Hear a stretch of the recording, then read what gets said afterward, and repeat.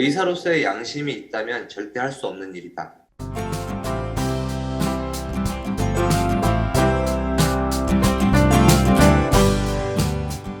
안녕하십니까. 서울대 매트릭스입니다. 오늘은 귀한 손님을 모셨습니다. 이 섭외하는데 굉장히 어려움을 겪었는데요. 서랑 그 다음에 의료인연합의 중추적인 역할을 맡고 계시는 김상수 원장님을 모셨습니다. 안녕하세요, 원장님. 안녕하세요. 네, 반갑습니다. 저는 이제 카메라는 안 켜고 진행을 하도록 하겠습니다. 다른 거는 녹화하기 위해서 제가 하나 더 켜놨고요.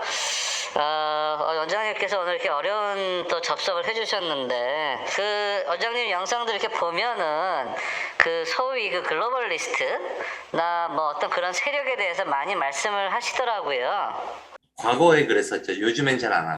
글로벌리스트들이 요즘에 아주 대한민국을 아주 활기치고 있지 않습니까? 얘네들을 어떻게 막아야 되죠? 이 세력들이 우리를 그만 학대하고 좀 가져왔으면 좋겠다라는 생각에 이런 질문 드렸는데 뾰족한 방법은 없는 것 같군요. 그래서 그 뾰족한 수가 없다기보다는 지금 현재 패러다임의 변화, 이들이 이제 자본주의에서 다음 단계로 넘어가는 그 새로운 사회가 뭐라고 명명될지 모르겠어요. 뭐 그냥 자본주의라고 계속 이름을 붙일 것 같진 않은데 어쨌든 새로운 변화 패러다임을 모두 막아설 수는 없고 이렇게 변화하는 것을 인식한 상태에서 우리의 인권을 지키면서 지혜롭게 적응할 것인가. 그리고 일단 그들이 우리한테 어떤 주사를 놓으려고 하고 강제적으로 하는 것들 있잖아요. 그런 것들을 우리가 막을 것인가. 이거를 얘기하긴 했죠.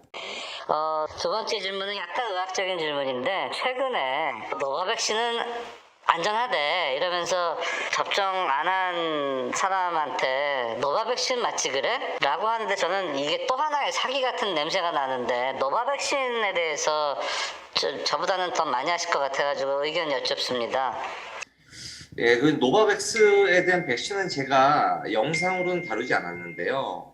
그게 이제 조금 더 그 연구가 필요한 분야이기 때문에 아직 다루진 않았어요. 다만 그 사람들이 얘기하는 방식이 그 바이러스가 부착하는 ACE2 리셉터에 그들이 백신으로 넣어주는 나노 입자를 넣어서 바이러스가 그 리셉터에 바인딩하지 못하도록 방해를 한다는 그런 방식이라고 봤는데, 근데 그 AC 리셉터는 우리가 혈관의 이제 직경을 조절하는 그리고 혈압을 조절하는 데 되게 중요한 리셉터거든요. 근데 거기에 어떤 물질이 먼저 가서 붙어서 바이러스의 바인딩을 막는다, 그 접근을 막는다고 하면 이것이 또 혈관의 운동성이라든가 혈압에 어떤 문제를 일으키지 않을까라는 생각을 하고 있습니다. 그래서 그 아데노바이러스 벡터 백신, 아스트라제네카나 얀센의 바이러스 벡터 백신이나 메신저 RNA를 이용한 화이자나 모더나 백신, 그리고 지금 현재의 노바 백신, 노바백스 백신까지도 이 사람들이 계속 공격하는 것은 혈관과 혈액이구나라는 생각은 갖고 있습니다.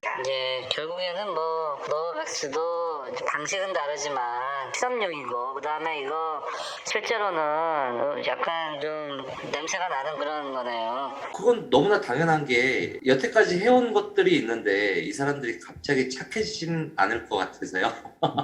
사실 이 사람들이 좀 오해하고 있는 게 있는데 이 바이러스 증상부터 좀 잘못 접근을 했거든요. 그러니까 이 바이러스의 증상이 신체 각 기관에 모두 문제를 일으킨다라고 얘기하는데 저는 그걸 그렇게 보지 않아요. 그리고 백신이 이 바이러스를 막기 위해서 개발됐다라고 생각하는 분들이 계신데 저는 거기에도 사실 동의하지 않거든요. 이거는 그냥 자체적으로 다른 목적을 가지고 개발된 백신이라고 생각을 하기 때문에 여태까지 백신이 바이러스와 크게 관계가 없는 백신이었는데 갑자기 노바백스부터 이 바이러스를 막기 위해 만들어졌다. 이렇게 얘기하기에는 좀 근거 또는 어떻게 보면 이론적 배경이 좀 박약하죠. 예, 저도 뭐 당연히 의심하고 있었고요. 혹시나가 역시나였고요. 한 가지 더 의학적인 질문을 드리면은 부작용이 걱정되는 일단 접종한 분들 이분들에게 어떤 말씀 해주시 부탁드립니다. 일단 접종자들이 많기 때문에 이 백신이 정확히 어떤 성분으로 구성되어 있는지를 확인한 적이 없어요. 백신 회사나 이제 식약처에서 공개한 성분이 전부일 거란 생각을 하지 않고 그렇다고 그 일반 인터넷에서 나오는 모든 여긴 이것도 들어있고 저것도 들어있고 이래서 모든 게 다 문제야 이것도 전 100% 신뢰하진 않아요. 다만 제가 아는 것들, 제가 논문을 통해서 확인한 것들은 모든 백신이 면역계에 문제를 일으킨 건 맞습니다. 그래서 면역계에 문제가 생겼다면 이분들이 이 백신을 맞은 다음에 질병에 걸렸을 때 문제가 될 수 있거든요. 그것도 그냥 가벼운 호흡기 질환이 아니고 예를 들어서 뭐 혈액내 감염이라든가 그거보다 호흡기 감염보다는 조금 더 심한 질병에 걸렸을 때 문제가 될 수 있다고 봐요. 아무래도 젊은 사람들보다는 고령자들, 기저질환자들이 문제가 될 수 있겠죠. 그래서 그분들이 그 백신을 맞고 일정 기간 뭐 한 3개월에서 길면 6개월까지도 보고 있는데 어쨌든 그 사이에 건강 관리를 좀 잘하셨으면 좋겠어요. 네, 큰 질병에 걸리지 않고. 질병에 걸렸을 때 치료받는 과정도 사실 이게 좀 그 조심스러운데 우리가 치료를 받는다는 것 자체가 사실 면역계에 개입한다는 것과 마찬가지 의미거든요. 그래서 어디에 가서 어떤 치료를 받는지도 좀 신중했으면 좋겠어요. 그러니까 내가 몸이 안 좋다고 해서 조금만 안 좋다고 해서 당장 어디 가서 무슨 치료를 받는다. 이것도 약간 뭐 병원에 가서 상담을 받는 건 좋지만 좀 적극적인 치료, 적극적인 투약을 할 때는 백신을 맞은 분들은 좀 신중했으면 좋겠어요. 네, 일단은 상담은 좋은데 뭐 약물 이렇게 하려면은 신중해야 된다. 더 이분들은. 이 백신을 맞은 사람들이 면역계에 어떤 물질이 들어왔을 때 그게 이제 병원체이든 약물이든 간에 그때 어떻게 반응할지가 예측이 잘 안 되거든요. 질병에 걸리지 않도록 적절하게 생활하고 그러니까 운동도 하고 영양도 잘 섭취하고 잠도 잘 자고 건강한 생활하면서 질병을 피하고 그 다음에 질병에 걸렸을 때 당황하지 말고 빨리 이 질병을 벗어나고자 하면서 우리가 어떤 치료를 받잖아요. 근데 백신을 접종한 사람들이 어떤 치료를 성급히 받을 때 문제가 될 수 있다. 뭐 약물 투약이라든가 이런 것들도 좀 신중해야 되지 않나라는 생각. 그 해독제라든가 이런 것들도 사실 약물인 경우에는 이 약물이 면역계에 작용을 하는 약물인지 아닌지는 좀 확인하고 투약. 제가 촬영한 영상 중에 NAC라고 있었는데 그거는 약물 아니고 제가 그냥 비타민C 같은 영양제라고 알고 있어요. 뭐 그거는 좀 다르지 않나요? 저는 기능의학 쪽은 잘 몰라요. 잘 모르는 건 얘기하지 않는데 그거는 면역계에 작용하는 약물은 아니고. 전혀 아니죠. 예, 제가 그냥 확인 한번 해본 거고요. 자, 이번에 굉장히 좀 어려운 질문이 될 수도 있는데 이 질문을 직시하고 답을 해주시면 정말 감사드리겠습니다. 약간 정치적일 수도 있습니다. 요즘 5세에서 11세 애들을 접종을 정부에서 굉장히 권유를 하고 있는데 당연히 이거는 있을 수 없는 일이고 막아야 되는데 지금 아무래도 아직은 현 정권을 잡고 있지만 새로운 정권이 들어오기 위해서 인수위가 꾸려졌고요. 거기에 인수위원장이 안철수 위원장입니다. 이 분에게 그 5세에서 11세 그 접종을 굉장히 권유하는 그러한 정부에 대한 이런 현재 진행되고 있는 상황에 대해서 이분에게 하고 싶은 말씀을 해주시기 바랍니다.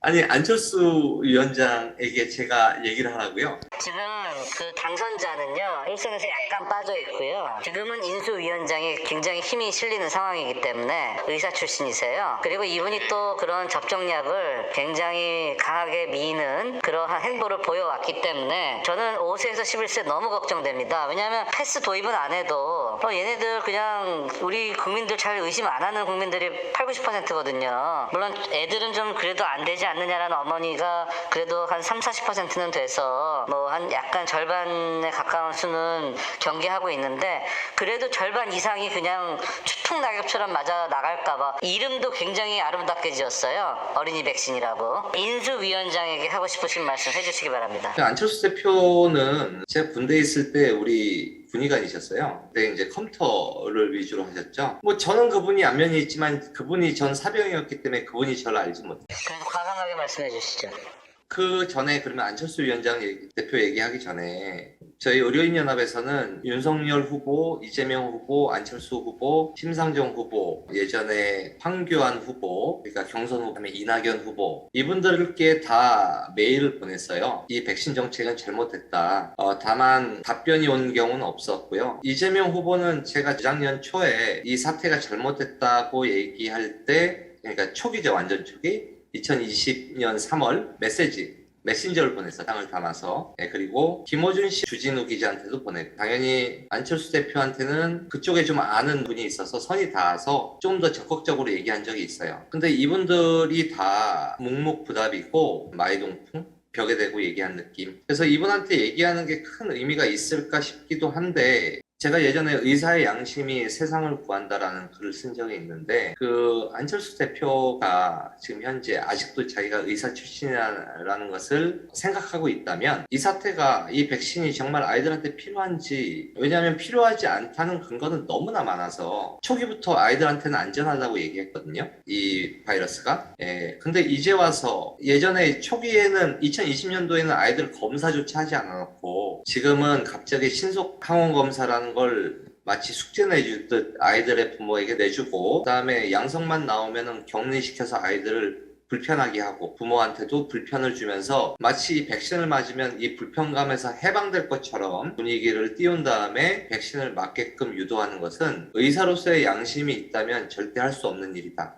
본인이 아직도 의사라고 생각을 한다면 이것이 의사의 양심으로서 할 수 있는 일인지 다시 한번 생각해 줬으면 좋겠다, 이렇게 말씀드리고 싶습니다. 예, 꼭 전달이 됐으면 좋겠습니다. 왜냐하면 이분이 인수위뿐만 아니라 차기 국무총리 지금 후보라서 사실 대통령보다도 내치는 국무총리가 좀 주로 하기 때문에, 현재 총리처럼, 현재 총리가 뭐 완전히 패스트 총리 아닙니까? 그래서 그냥 입만 열었다 그러면은 뭐 확진자 입만 열었다 그러면 백신 이러는데, 그럼 이분이 인수위에서 차기 국무총리가 되면은 지금까지 얘기했던 거, 최근에 특히 뭐 엄청나게 뭐 옹호했기 때문에 정말 걱정되고요. 이 채널을 통해서 그분한테까지 가기를 희망하고, 그분이 그 양심이 그 얘기를 꼭 듣고 움직였으면 하는 바람입니다. 오늘 저 짧으나마 이렇게 인터뷰 응해주셔서 너무 감사드리고요. 마지막으로 서울대 매트릭스 독자들에게 하시고 싶은 말씀 부탁드립니다.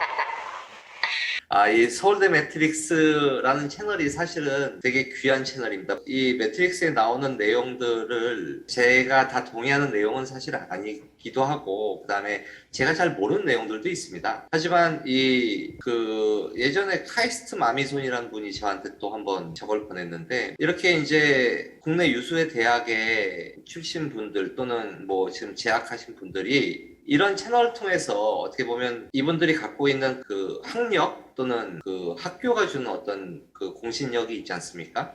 예, 뭐 제가 지금 이거 서울대 증빙을 한 적은 없어요. 그래서 저기 독자층 중에서는 서울대 그냥 갖다 쓴 것 같기도 하다라고 의심하는 분이 한 절반 정도 될 거고요. 증빙을 할 수 있는데 좀 유치해가지고, 예. 예. 근데 저는 확실하게 아니까, 이렇게 이제 유수의 대학에서 학생들이나 이제 졸업하신 분들이 올바른 정보를 알리기 위해 노력하시는 것들이 너무 감사하고, 이게 되게 작은 움직임이지만 이런 작은 움직임들이 하나 둘 모이면 세상을 바꿀 수 있는 힘이 될 수 있다고 생각을 합니다. 서울대 매트릭스 많이 구독해 주시고 사랑해 주시고, 서울대 매트릭스께서도 올바른 정보를 국민들께 전해 주셨으면 좋겠습니다. 간접적으로 증빙을 해주셔서 감사하고요. 근데 저는 문외한에게 다가가기 위한 게 또 목적이고요. 근데 문외한에 다가가는데 뭐 기껏해야 뭐 1750명 구독자 다가가봐야 뭐 별 소용 없죠. 그렇지만 증거를 남겨놓으면 또 쓰여지지 않을까. 사실 제가 그 원장님 그 영상에서 많이 인용을 했었는데 제가 그것을 인용했다라는 얘기 안 하고 좀 해서 이 기회를 빌어서 죄송하다는 말씀드리고.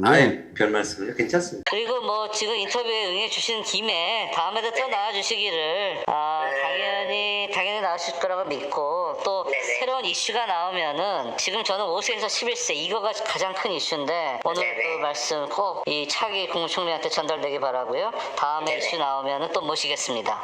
네, 알겠습니다. 예, 감사합니다. 안녕히 계세요. 네, 감사합니다.